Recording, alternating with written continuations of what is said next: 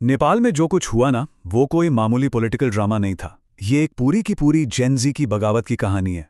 एक ऐसी पीढ़ी जिसने कुछ ही हफ्तों में देश की सियासत का नक्शा ही पलट कर रख दिया। तो सवाल ये उठता है और ये बहुत ही जबरदस्त सवाल है कि आखिर एक सोशल मीडिया बैन, सिर्फ एक बैन, एक पूरी सरकार को कैसे गिरा सकता है। चलिए इसी को समझते हैं। तो देखिए, ये सब कुछ शुरू हुआ एक फैसले से। एक ऐसा फैसला जो बस एक चिंगारी साबित हुआ, जिसने पूरे देश में गुस्से की आग लगा दी। समझते हैं कि ये चिंगारी थी क्या।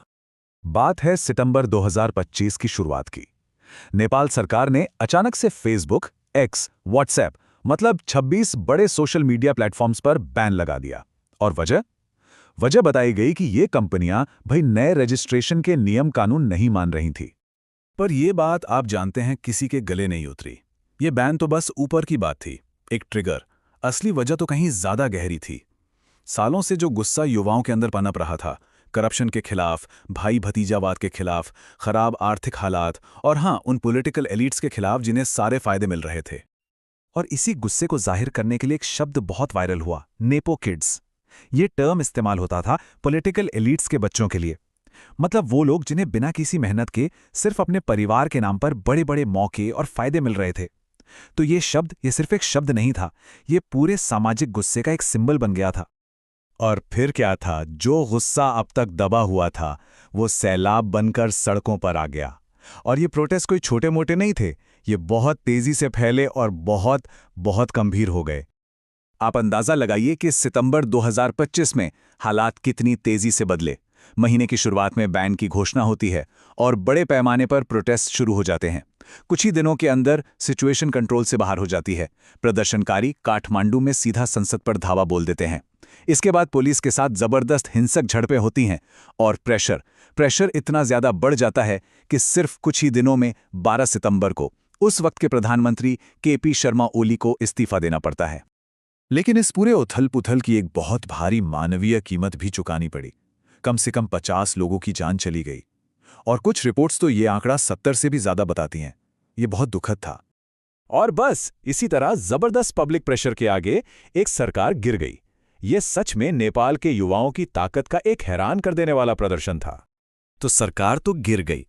इसके बाद जो हुआ वो एक तरह का पॉलिटिकल रीसेट था। किसी ने उम्मीद नहीं की थी, लेकिन देश के सामने एक बिल्कुल ही नया पॉलिटिकल लैंडस्केप खड़ा हो गया। तो बदलाव क्या आया, जरा ये देखिए। एक तरफ केपी शर्मा ओली की सरकार थी जो अब नहीं रही। उनकी जगह आई एक अंतरिम सरकार और उसकी कमान संभाली सुशीला कार्की ने। संसद को भंग कर दिया गया और सबसे बड़ी बात, सुशीला कार्की ने नेपाल की पहली महिला प्रधानमंत्री बनकर इतिहास रच दिया। ये एक बहुत बड़ा मोमेंट था। इस पूरे बदलाव का एक और बहुत बड़ा असर देखने को मिला और वो था युवाओं की पॉलिटिकल एंगेजमेंट में जबरदस्त उछाल। सोचिए, 8 लाख से ज्यादा नए वोटरों ने खुद को रजिस्टर करवाया और इनमें से ज्यादातर कौन थे? वही युवा जो पहली बार वोट डालने वाले थे। तो अब सबकी नजरें टिकी हैं अगले बड़े पॉलिटिकल इवेंट पर। देश में नए पार्लियामेंट्री इलेक्शंस होने हैं और उसकी तारीख भी तय हो गई है, 5 मार्च 2026। तो आज की तारीख में नेपाल एक बहुत ही अहम मोड़ पर, एक चौराहे पर खड़ा है। यहां से आगे बढ़ने के मौके भी हैं, लेकिन उतने ही बड़े खतरे भी सामने हैं।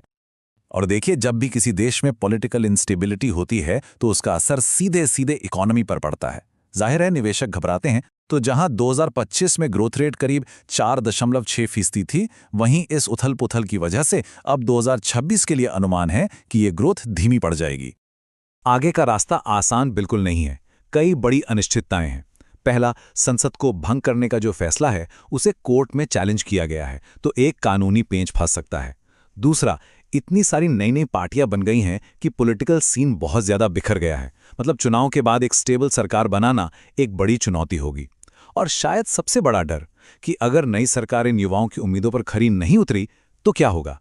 क्या फिर से वही अशांति लौटेगी? तो कुल मिलाके नेपाल के भविष्य को हम 2 पड़लों में तौल सकते हैं। एक तरफ है जोखिम, जैसे राजनीतिक अस्थिरता, धीमी पड़ती इकोनॉमी और युवाओं की उम्मीदों पर खरा न उतर पाने का खतरा। लेकिन दूसरे पड़ले में है बड़े मौके। ये एक मौका है पॉलिटिक्स को साफ सुथरा बनाने का, जवाबदेही तय करने का और सबसे जरूरी, संसद में नई और युवा आवाजों को जगह देने का। अब देश किस तरफ जाएगा, ये इसी बैलेंस पर निर्भर करेगा। और यहीं पर हम इस पूरी बातचीत को एक आखिरी और सबसे बड़े सवाल पर लाके छोड़ते हैं। क्या ये जो कुछ भी हुआ वो नेपाल के लिए एक असली टर्निंग पॉइंट साबित होगा, या फिर वही पुराने ढर्रे, वही पुरानी राजनीति वापस हावी हो जाएगी? इसका जवाब तो आने वाले चुनाव और उसके बाद बनने वाली सरकार ही देगी।